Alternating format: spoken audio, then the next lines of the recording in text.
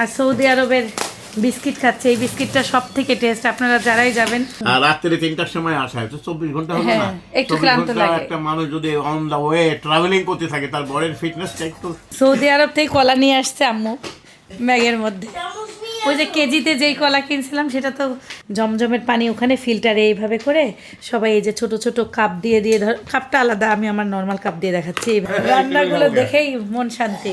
এটার কালার দেখো আর এটার কালার দেখো, এটাকে বলে মন শান্তির কালার। এই ইলিশ মাছ, সাইফান আর এটা আম্মু হলো কি পেটি মাছ, বলছে? ইলিশ মাছের পেটি মাছ। তোমার ডাকটা বেশি সুন্দর লাগছে। চাকের মধ্যে কি যেন লেখা আছে, কি জানি লেখা আছে, গরু লাগতে পারছে। পাপাকে দিছে এটা, আমাদের তিনজনকে 3টা তসবি আর একটা ব্যাগ আর একটা জিনিস দিছে, দেখাচ্ছি দাঁড়াও, কাবাগন।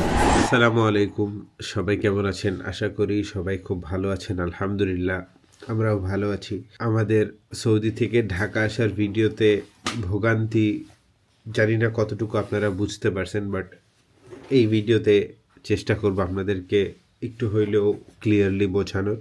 আমরা 4টার সময় আমাদের হোটেল থেকে নিচে নামা শুরু করি। 4:30টার দিকে আমাদের গাড়ি আসার কথা ছিল। আমাদের আব্দুর রহমান ভাই ছিল এবং এক পাকিস্তানি ড্রাইভার ছিল। যেহেতু আমাদের অনেক ব্যাগেজ ছিল, তো 2টা গাড়ি নিতে হয়েছে।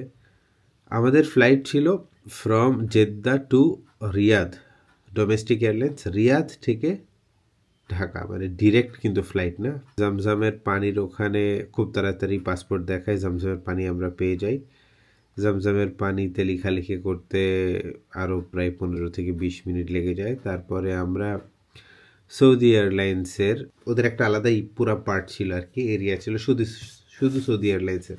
তো ওখানে আমরা 6:30 থেকে ওয়েট করতেছি, লাইনে দাঁড়ায় আছি খুব সুন্দর ভদ্রভাবে, কিন্তু আমরা দেখতেছি যে অন্য সব প্যাসেঞ্জাররা তারা লাইন মেনটেন করতেছে না। কেন লাইন মেনটেন করতেছে না বুঝতেছি না। আমরা বাংলাদেশিরা এমনি আমাদেরকে মানুষজন ভালো চোখে দেখে না।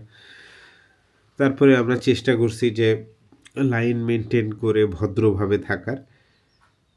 তো 6টা থেকে এভাবে 7টা বাজলো, 7:30 বাজলো, 8টা বাজলো। তারপরে আমি গিয়ে জিজ্ঞাসা করলাম যে এইভাবে আমরা লাইনে দাঁড়ায় আছি অনেকক্ষণ ধরে, আমাদের ফ্লাইট 10টায়। বলতেছে আপনাদের ফ্লাইট 10টায়, আপনি এত অস্থির হচ্ছেন কেন? মানে ওখানকার সৌদি এয়ারলাইন্সের ওখানকার যে ম্যানেজার, ওনার সাথে কথা বলছি, অস্থির হচ্ছেন কেন, ওয়েট করেন ওয়েট করেন। সৌদি এয়ারলাইন্সের সবগুলো কর্মচারী কিন্তু লোকাল, আর লোকালরা মানে ওদের যদি এফিসিয়েন্সি বলি, মানে ওরা না আমাদের মতন অত স্কিল্ড না। আর ওরা না অনেক মানে মানে ওদের ভিতরে একটা রাজা রাজা ভাব আছে যে আমি অনেক কিছু, বুঝতে পারছেন? ওরা যখন মন চায় কাজ করবে না, যখন মন চায় কাজ করবে। আর আমরা দেশের একজন যদি 10টা কাজ করতে পারে, ওদের 10জন একটা কাজ করতেছে, এই হচ্ছে ওদের স্পিড। মানে লিটারালি ওখানে অন্য সব প্যাসেঞ্জাররা যাদের ফ্লাইট ফ্রান্সে আছে তারা সবাই চিল্লাচিল্লি করছে আমাদের ফ্লাইট মিস হয়ে যাবে মিস হয়ে যাবে।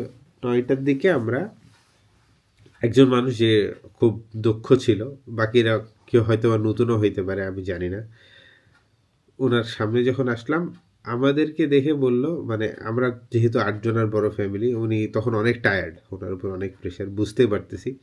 উনি বললো আপনি একটু অন্য দিকে যান, ওই দিক খালি আছে। মানে আমাদের সিরিয়াল সামনে আসলাম লাইনের, অন্যদিকে গেলাম। অন্যদিকে যাওয়ার পরে ওরা আমাদের কাজ শুরু করলো, মোটামুটি ভালোভাবেই করছে।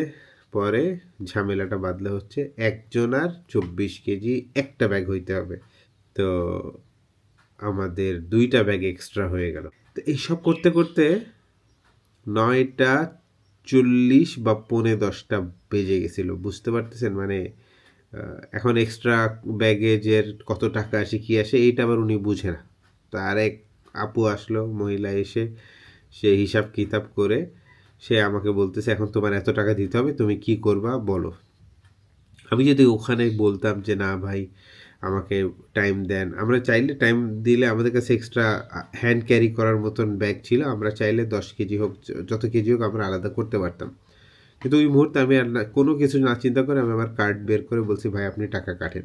আমি যদি ওখানে 5টা মিনিট দেরি করতাম বা 2-3 মিনিট দেরি করতাম, তাহলে আমাদের ডোমেস্টিক ফ্লাইট ক্যান্সেল হয়ে যেত বা আমরা ফ্লাইট মিস করতাম, তারপরে আমাদের দেশে আসাও জানি না কি হইতো। তো তো তাড়াতাড়ি করে ওখানে সব জিনিসপত্র চলে গেল, আমরা আমাদের বোর্ডিং পাস পেয়ে গেলাম। দৌড়, এবার দৌড় দৌড় দৌড় দৌড় দিতে দিতে আব্বুর হচ্ছে বারে বারে, আমার বাপার আমার শ্বশুরের মানে ক্যানজিয়ারি ওই যে সিকিউরিটি যে স্ক্যান আছে না, ওখানে দেখতেছি যে বারে বারে আটকায় যাচ্ছে, আটকাচ্ছে কেন বুঝতেছি না। পরে ওদের বেল্ট খোলার পরে মনে হয় প্রবলেমটা সমাধান হয়েছে। খুব কাছাকাছি টাইমে এসে আমরা ডোমেস্টিক এয়ারলাইন্সের ফ্লাইটটা ধরার পরে ডোমেস্টিক এয়ারলাইন্সে বসে তো বসেই আসি, flight delay because of jam, excess jam. আমাদের হাতে 1.5 ঘন্টা থাকার কথা ছিল, সেখানে আমরা যখন পৌঁছাই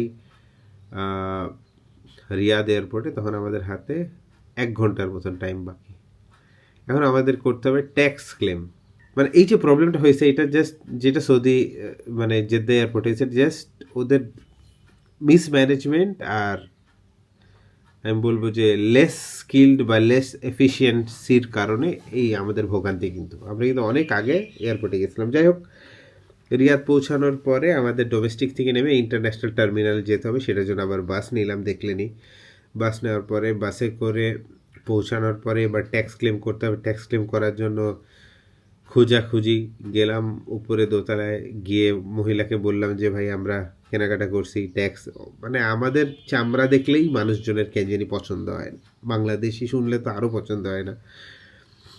ট্যাক্স ক্লেম করার জন্য প্রসেস দেখলাম, মানে ওরা অবাক হয়ে যায় যে ভাই বাবা এরাও কেনাকাটা করে, এরাও ট্যাক্স করে, মানে এমন একটা অবস্থা। এনিওয়েজ দিলাম কার্ড, মানে ক্যাশ ওরা রিফান্ড করবে না, কার্ডে ওরা পাঠিয়ে দিবে।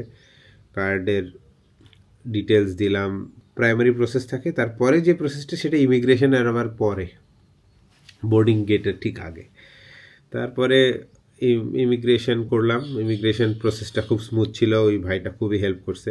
ইমিগ্রেশন ক্রস করে তারপরে খুঁজলাম কাস্টমস অফিসার তখন ছিল না ওনার রুমে, ওনার ডেস্কে। সে আসছে প্রায় 5-7 মিনিট পর। আসার পরে সে খুব বেশি একটা দেরি করে না, যেহেতু আমাদের প্রতিটা ডিভাইস, আমরা যেহেতু অনেক কেনাকাটা করছি, মানে আইফোন কিনছি, ম্যাক কিনছি, তো প্রতিটা জিনিস ইনট্যাক্ট ছিল, মানে বক্স কিন্তু খোলা যাবে না। বক্সগুলো দেখলো, প্রতিটা ডিভাইস দেখলো, তারপরে ইনভয়েস দেখলো, আর তারপরে বলো ঠিক আছে তোমার রিফান্ড তুমি 48 ঘন্টার মধ্যে পেয়ে যাবে, এটা বলে ছেড়ে দিল।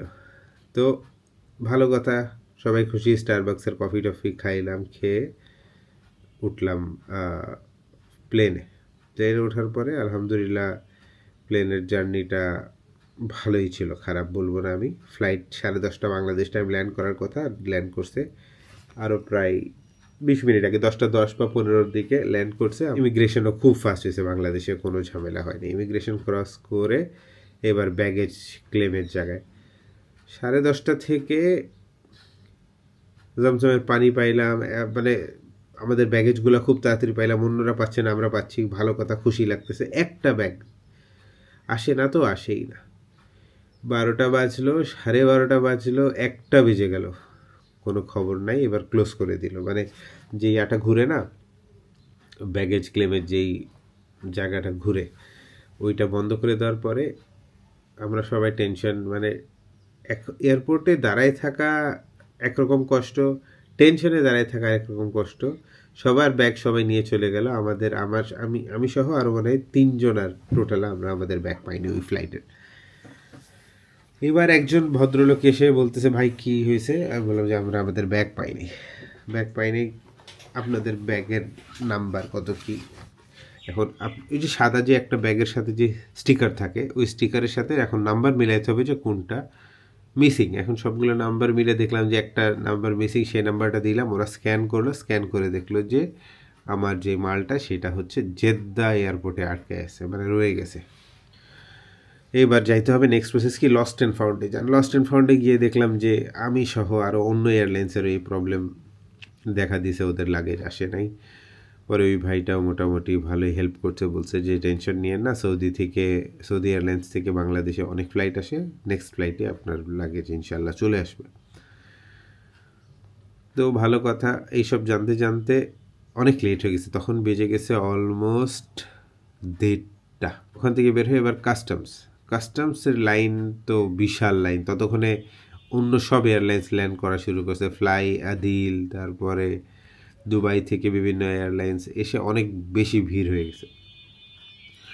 তো ইমিগ্রেশনের অফিসার মানে লাইনের ঢুকছি, তার হয়তো বা 10 মিনিট পর ইমিগ্রেশনের একজন এসে দূর থেকে বলতেছে যে ভাই আপনারা কোন দেশ থেকে আসছেন? আমরা বললাম, ভাই আমরা সৌদি থেকে আসছি, উমরা করে আসছি, জমজমের পানির বক্সগুলো দেখছে আমাদের ইয়াতে, আমরা এখানে 3-3.5 ঘন্টা ধরে ওয়েট করতেছি, সব মুরব্বীরা আছে, অনেক কষ্ট হয়েছে ভাই, আমাদের লাগেজ একটা মিসিং গেছে।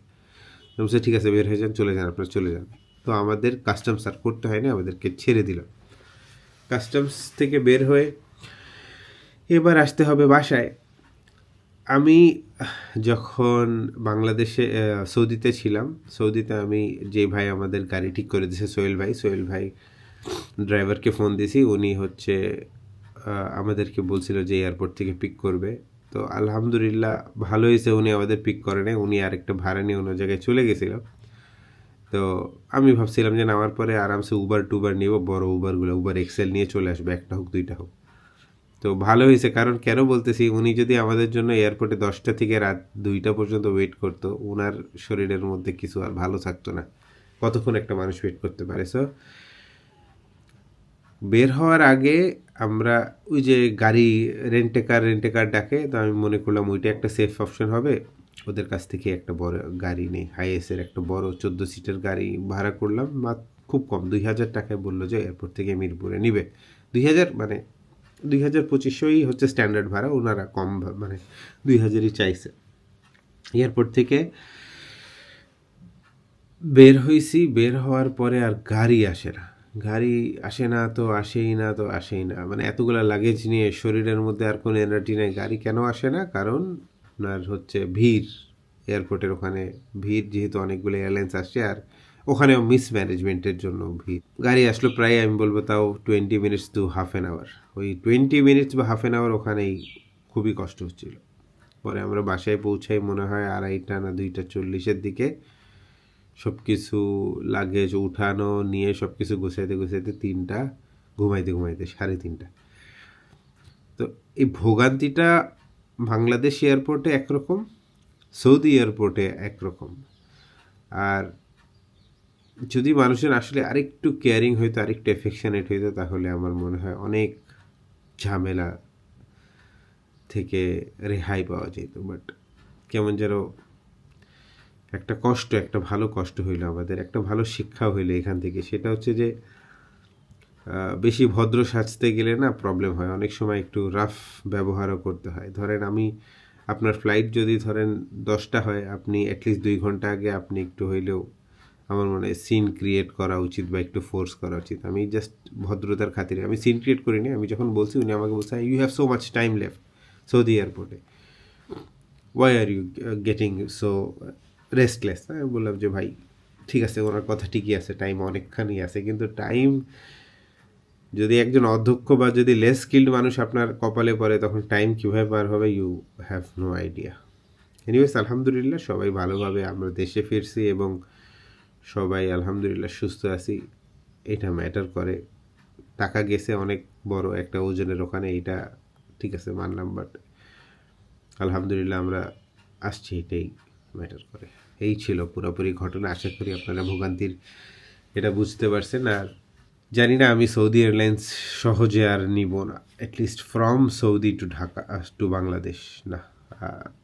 আসার সময় আর সৌদি এয়ারলাইন্স নিব না, বিকজ ওরা অনেক কেয়ারলেস। যাওয়ার সময় বাংলাদেশ থেকে সৌদি এয়ারলাইন্স খারাপ না, নিতে পারি, বাট আসার সময় no, I don't think so নিব, সহজে নিব আনলেস অ্যান্ড আনটিল প্যারা খাবো। আর ডোমেস্টিক হয়ে কানেক্টিং ফ্লাইট এটাও একটা big no, direct flight always best. আসার সময় অ্যাটলিস্ট যদি শপিং করেন বা যদি সাথে অনেকজন থাকে, আর যদি একা থাকি বা দুইজনের বাচ্চা থাকি তাহলে কিন্তু ডিফারেন্ট কেস। বাট এখানে মুরব্বীদেরকে নিয়ে ট্রাভেল করা প্লাস উমরা করে আসা, সবারই শরীরে একটা চাপ। সো এটাই হচ্ছে শিক্ষা। আল্লাহ রহমতে আমরা সবাই বাড়িতে আসছি, কিন্তু আমরা ক্যামেরা অন করি নাই। কালকে রাত থেকে আমরা 11টা পর্যন্ত টেরই পাইনি, আমি মানে কোনো টের পাইনি। খালাম্মা ভোরে উঠে খালাম্মা রুটি বানাইছে, ভাজি বানাইছে।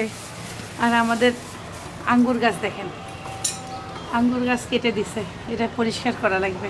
ঢাকায় কুয়াশা, পুরো ঢাকায় ঠান্ডা বরফ, খালামা ভোরবেলা উঠে ঘরবাড়ি মুছে খাওয়া দাওয়া সব শেষ হয়েছে আমাদের। ও উপর থেকেই কাটতে, এই যে কাটতে তো একমাত্র বান্দা সাইফার নাস্তা খায় নাই। কে বলছে? খাইছো? রুটি খাইছো? শিল্পী দিদা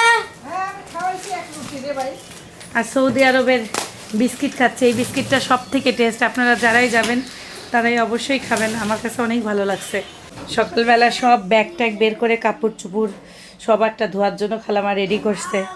এই যে অনেক অনেক কিছু বিছানা টিছানা সব কিছুই রাতের বেলায় এসে খালি ঝেড়ে ঘুমাইছে সবাই।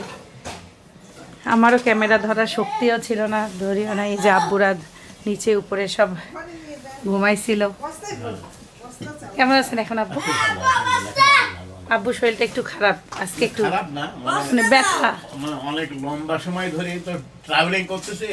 একটা মানুষের যদি সকালবেলা 3টার সময় উঠে আর রাত্রে 3টার সময় আসা হয় তো 24 ঘন্টা হবে না? হ্যাঁ, একটু 24 ক্লান্ত ঘন্টা লাগে। একটা মানুষ যদি অন দা ওয়ে ট্রাভেলিং করতে থাকে তার বডির ফিটনেসটা একটু সাধারণ মানুষের কমে যায়। আমি তো বয়স্ক, আমাদের তারপরেও যে আল্লাহ ভালো রাখছে, এটা many many thanks to almighty Allah, যে আল্লাহ আমাকে সেফ অ্যান্ড সিকিউরিটি করে নিয়ে আসছে। এত সে যায় বাজার করে নিয়ে আসে, সে কালকের জামা কাপড় কেবল খুলতেছে, আম্মু পেঁয়াজ কাটতেছে, আর আম্মু রান্না অলরেডি এই যে শুরু করে দিছে।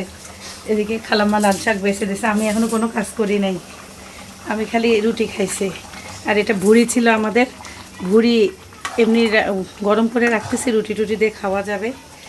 ডাল বসাই দিছে আম্মু।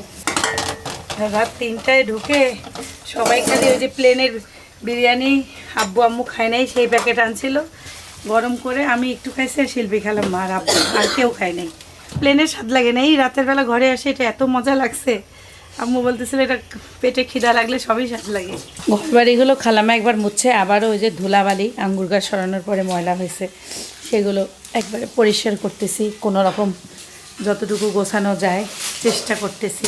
সবজি রান্না হবে বড়ি দিয়ে, লাল শাক হয়ে গেছে, ডাল গরম হয়ে গেছে, সব আম্মু একে একে রান্না করে যাচ্ছে। মাছ ভাজা হয়েছে। ঢাকায় অনেক শীত, তারপর রান্নাঘরে একটু গরম আছে। একটা মেশিন আল্লাহ রহমতে খালাম্মা এখন যত কাপড় নোংরা চোংরা ছিল সব খালাম্মা এত তাড়াতাড়ি করে ধুয়ে সবার ফেলছে। না, খালি আমাদের তিনজনের কিছু কিছু। তাও তো আপনি যেভাবে আগাইছেন এটা তো আমরা ধরেন এখনো কেউ আগাই নেই এইভাবে।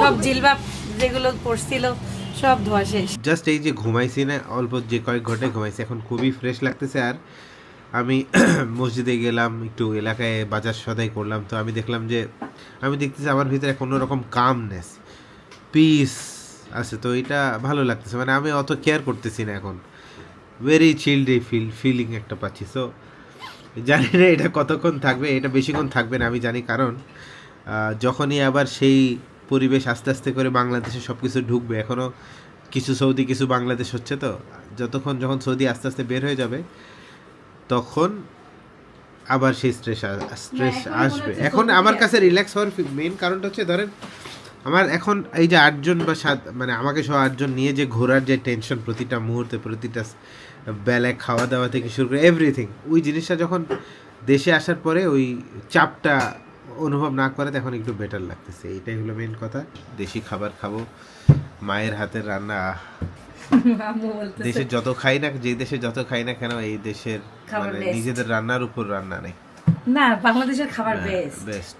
আল রোমান্সিয়া আল বাইক এগুলো খাইতে পারি নাই, ইনশাআল্লাহ নেক্সট টাইম যদি আল্লাহ নিয়ে যায় খাবো, সমস্যা নেই, খেতে পারি না, এটা একটা আমার আফসোস আছে। কোনো দুঃখ নাই। ভিতরে যে আফসোস বলতে কিছু নেই। জুসি জুসি মুরগিটা খেতে পারি না। সৌদি আরব থেকে কলা নিয়ে আসছে আম্মু ব্যাগের মধ্যে।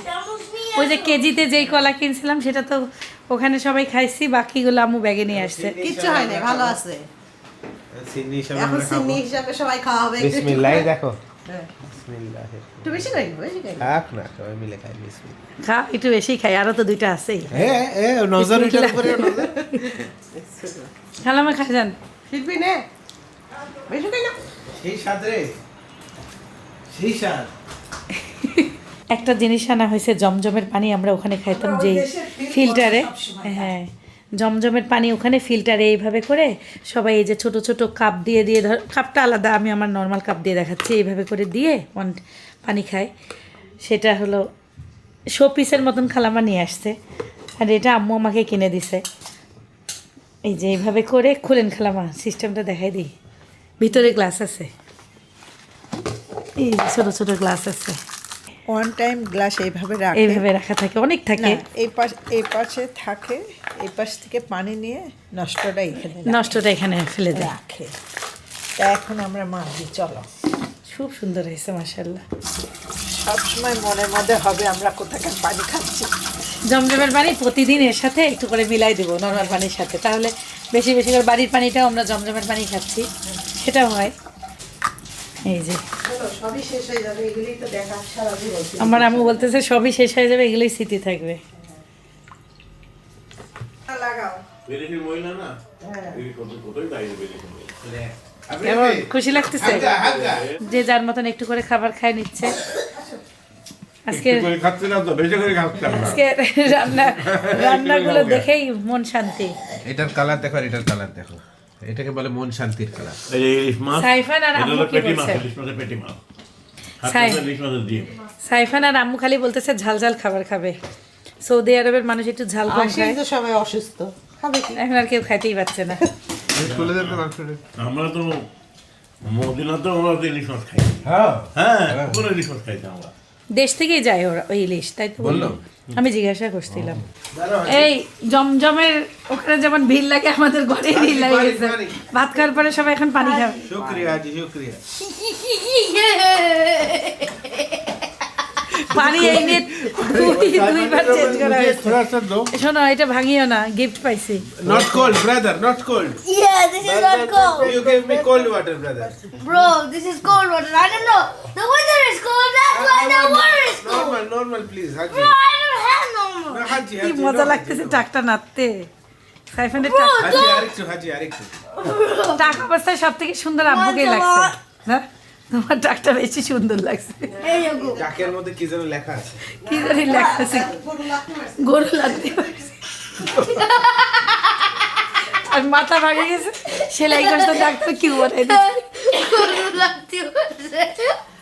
এই যেগুলাই যে এটা বুটটা ধুয়ে আসো, কেন ধুয়ে আসো, এই তো এটা ধুয়ে দাও, ধুয়ে দিয়ে আবার রাখো। এই আনন্দ লাগছে। Dad, look at this. Habibi, look at this. Yeah, Zamzam. Rum. 1 litre মনে হয় নাকি?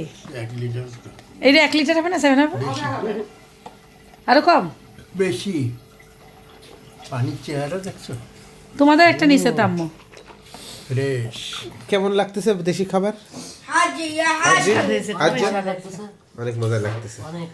তুমি তো আম্মু অত ঝাল দাও নাই, যেমন ভয় দেখাইছিলা। সাইফান, এটা একটু ধরো, গ্লাসটা সোজা তুমি? বসতেছে না। ও হাজি আগে পানি খাচ্ছে তারপর ভাত। সাইফান দিয়ে গ্লাসটা ইয়ে আছে, মজবুত আছে। হ্যাঁ, সুন্দর।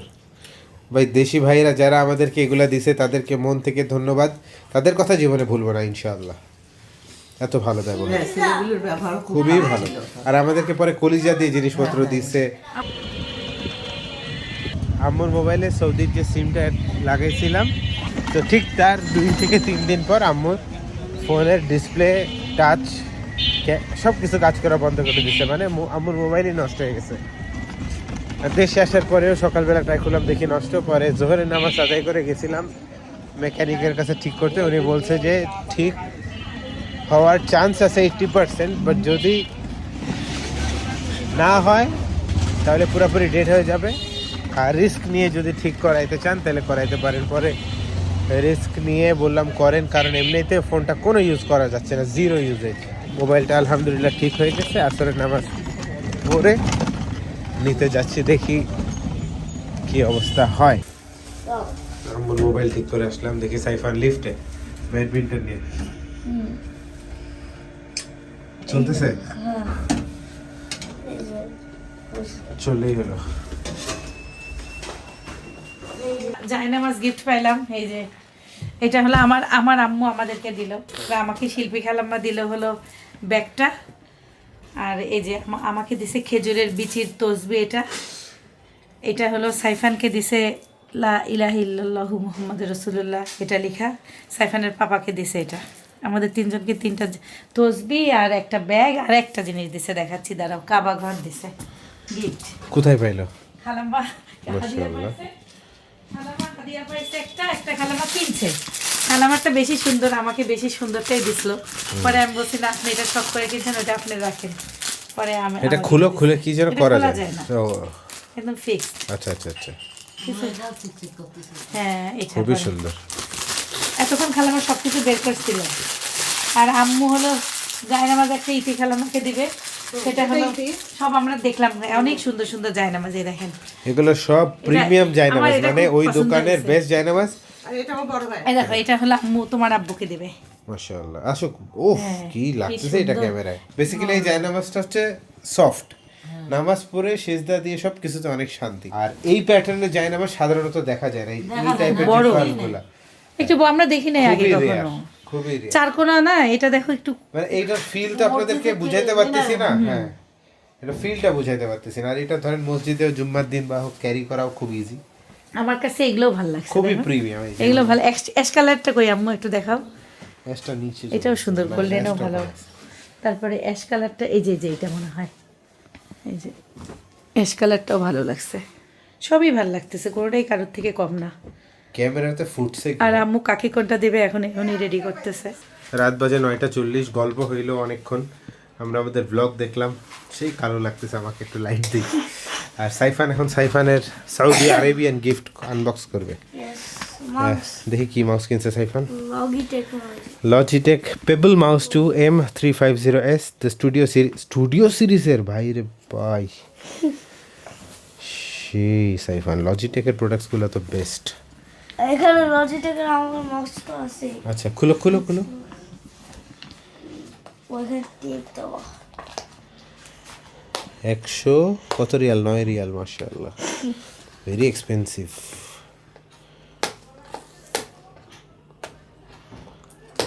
কি রে ভাই? কি খুলতেছো তুমি? Tape tape.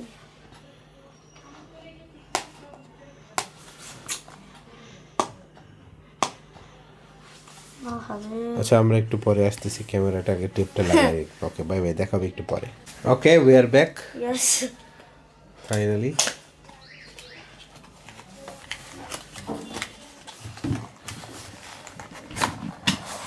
ওর ও মা, মাশাআল্লাহ, জবরদস্ত। ওরে, ওয়াও, কি এটা দিছে রে ভাই? ব্রো। ওরে, ওরে মা, ওরে সিস। Bro! লক সিস্টেম নাকি? ব্যাটারি দিয়েও দিছে। What the hell? এটা এমন করে ইউজ করতে পারবো? এই ব্যাটারি কই পাবো আমরা? এটা কেমন টাইপের ব্যাটারি? ভাই এই খুলি তো ব্যাটারিটা একবার। বুঝো তো? দাঁড়াও। ও যাক, বড় ব্যাটারি। আমি ভাবছি অন্য কোনো জায়গায় বাচ্ছি। সাইফান সেই ব্যাটারি দিছে। এটা তোমার ব্রো।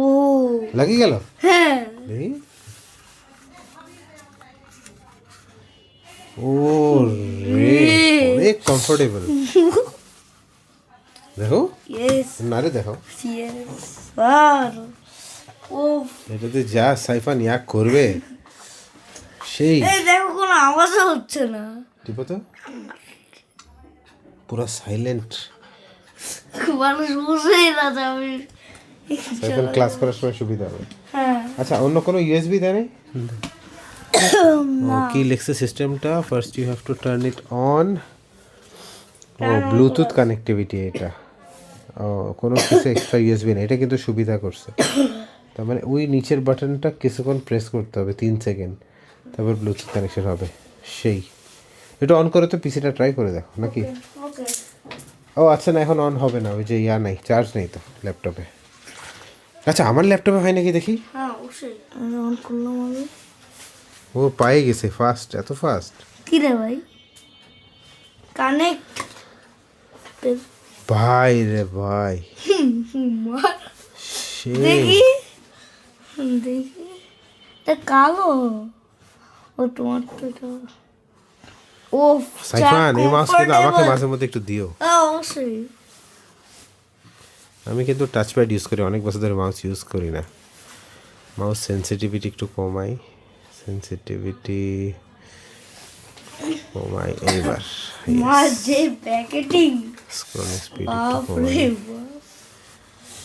আমার পিছনে তো থাকতেও পারে আবার ওরকম তো আবার মাল্টিপ্লাগই তো নেই। হ্যাঁ মাল্টিপ্লাক আমাদের মাল্টিপ্লাক এখন পর্যন্ত সাইফার মানে আমাদের ওই লাগেজেই আছে। আর আমাদের একটা গুড নিউজ হচ্ছে এয়ারপোর্ট থেকে আমাকে কল করছে, বলছে আমাদের লাগেজ বাংলাদেশে চলে আসছে আলহামদুলিল্লাহ। সো ইনশাআল্লাহ tomorrow we should be able to get the bag bag.